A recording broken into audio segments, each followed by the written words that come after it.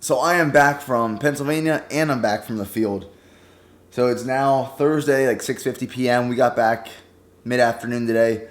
I flew in from Pennsylvania into Austin on Monday during all the storms. So Texas was getting hit with like floods and tornadoes. So if you got affected by that, I honestly am really sorry. My heart goes out to you because I know a lot of people got injured, some people died, and a lot of people lost their homes. So it's a real tragedy.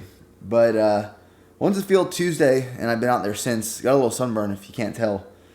We did gunnery, one of the tables, which is what I'm doing pretty much for the rest of the summer. So I have off, today, tomorrow, Saturday. Go back to the field Sunday for 9 days.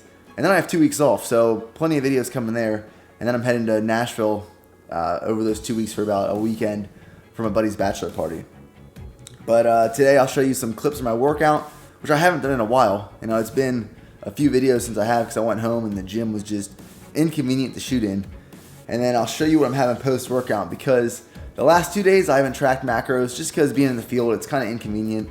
I mean, I can track like what I'm eating with my MREs, but you can't really adjust because you don't have many options, So today I tracked macros for the first 2 meals just so I could hit my daily intake that I'm shooting for, about 3,500 calories, 85 grams of fat, 450 grams of carbs, and then 250 grams of protein. So I'll show you what I had. I thought it'd be kind of interesting to show you. I took a Quest bar and a Cliff bar to the field, so I had that for breakfast along with 1 packet of turkey nuggets, which is like the MRE equivalent to beef jerky. And when I choose things like what I'm doing today, I didn't eat the whole MRE. I just chose things that were higher in protein, lower in fat, lower in carb, because a lot of these meals are really high in fat. I had 1 of the pouches of Southwest style beef and black beans, which is honestly one of my favorite meals, and then 1 of the sides, which was apple pieces and spice sauce. So that's like one of my favorite MREs. The second MRE I ate was one of the most hated and despised MREs in Ranger School. It was chicken with noodles because there's not much in it. Like there's a few items, but the items that are in it are very nutrient, or say energy dense. So like trail mix, peanut butter, stuff like that. It just didn't fill you up. And in Ranger School, you want to stay filled up as much as possible. So I had the chicken and noodles main meal, 1 wheat snack bread, and 1 packet of peanut butter and 1 packet of jelly. So those are like some of the healthier options you can get in MRE, and that's kind of why I chose it. But I thought it'd be kind of cool just to show you how I can still track macros when coming out of the field, not necessarily in the field. So I'll show you some clips of today's workout, and then I'll cover some of the topics that I've been reading on in this book that covers nonlinear periodization and how to build a program off it. Read a lot on the plane coming back from Pennsylvania, so I have a lot I want to talk about in this video. So hope you enjoy it, guys.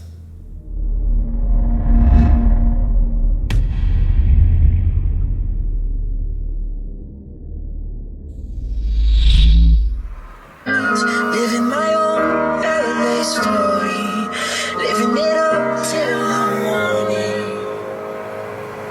Sammy, I'm not trying to. I'm living front row.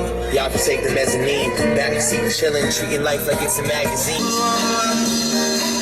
Now you got it on your mind.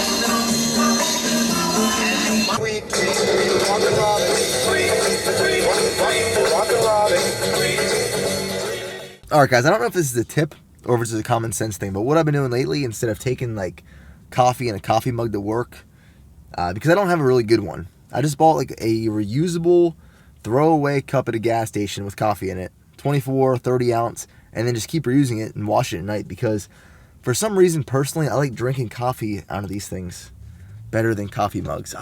Maybe it's just me, I don't know, let me know.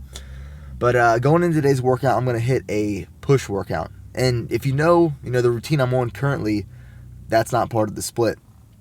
Reason being is because, reading more into this nonlinear periodization book, it talks about being flexible and using flexible nonlinear periodization. So I'll touch on it in this video, but it's definitely going to be a game changer in the way I train, depending on what I do that day or that week or what's coming up in my daily schedule. So I'll talk about that, but I'm probably going to hit, chest, a little bit of shoulders, some triceps today. And then tomorrow will be a pull workout. Saturday will be a legs workout.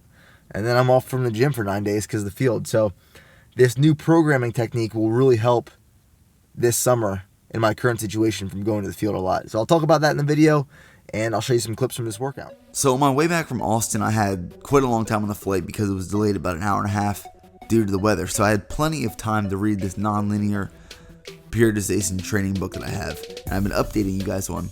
And what I've been most recently reading and really involved in is becoming more flexible with your programming, and specifically calling it your Readiness To Train. And I thought I'd title the video that just because it's pretty important to me, and I took a lot away from it, and I think a lot of you can as well.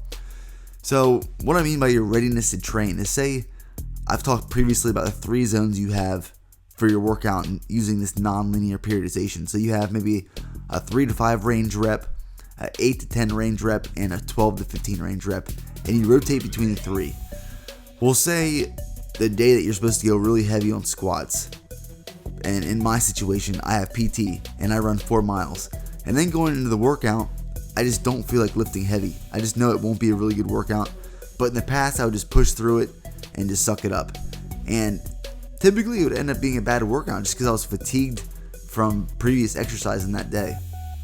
But being flexible with your training program, your workouts, you need to get into the gym and do some sort of tests, whether it's a scale where you judge how fatigued you are mentally and physically, or you just go in and you start warming up, do that first set, and it doesn't feel right. If it doesn't feel right, don't feel obligated to do that training program or that rep range that you had planned for that day.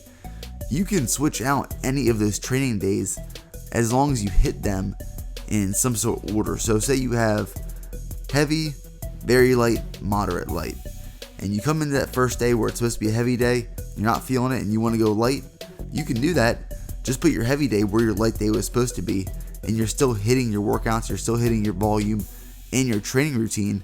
You're just being more flexible to work around your schedule, things that come up in your life, or just things that you don't expect to have stressors on your body.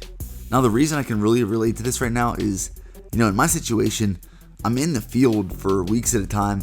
I come out of the field, I can lift for maybe 3 days, and then I'm going back to the field. And that's just because of the training cycle we're in right now. So obviously, I'm not going to be coming in making huge strength gains, huge muscle hypertrophy gains on a weekly basis, because I'm not training as frequently as I should to just make that kind of progress. So right now I'm trying to just maintain. So when I come into the gym, I'm keeping reps high, volume high. I'm not trying to break down my body much or gain a lot of strength on given workouts, because I'm not hitting those muscle groups or those multi-joint exercises on a frequent enough basis. So this is how you can use this flexible non-linear periodization program and make it fit your schedule or just something that's going on in your life for the time being. Alright guys, so since I had no protein really prep for post-workout, I stopped at the store, HEB. I got ham slices, which is like just in their deli meat. It's like pre-cooked stuff, you just have to heat up a little bit. So I threw it on the pan, made it into a sandwich with some sriracha and honey mustard, and then I made egg noodles. I haven't had egg noodles, honestly, probably since like high school. And my favorite way to make noodles or any sort of pasta, just plain noodles with a little bit of oil or butter, like really tiny, but only like maybe half a tablespoon, and it goes a long way. A little bit of salt, maybe some pepper, and that's pretty much it. And usually ketchup. Like my family at home, ketchup on literally everything. So I got the noodles, I have the ham sandwich, I have a banana, and then I picked up the famous, that's been all over the internet lately, Quest Mint Chocolate Chunk Bar.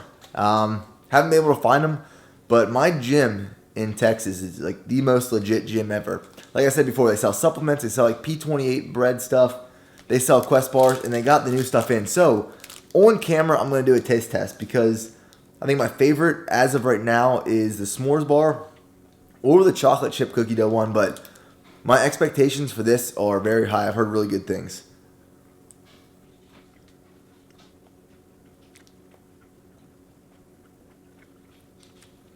I'll be right back. I gotta take a few more bites of this. Alright, so that's like a 9.5 out of 10.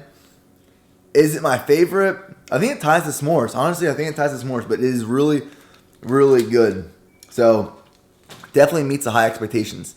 Also picked up some new protein, some Diamondized Elite Whey Cafe Mocha. One of my subscribers told me this stuff was good. So, to wrap up the video after I eat this food, I'm going to make an overnight oats coffee recipe on the fly. And that's what I'm going to have for breakfast tomorrow morning. So, after I eat this food, I'll show you how to make these newly famous overnight oats. Alright, this recipe turned out really well. So it's 1 cup of oats, 1.5 scoops of protein powder. I'm using the Diamondized Elite Mocha, but you can use vanilla, you can use chocolate, as long as you add coffee at the end. 2 servings of a fat-free, sugar-free Jell-O pudding mix, 1 tablespoon or 15 grams of chocolate chips, and then 2 tablespoons, 2 or 3 spoonfuls of coffee beans. Now I'm using the Starbucks breakfast blend, and then about half a cup of milk. Macros will be on the screen. I tried it at the end, guys, turned out really well, so let me know what you think.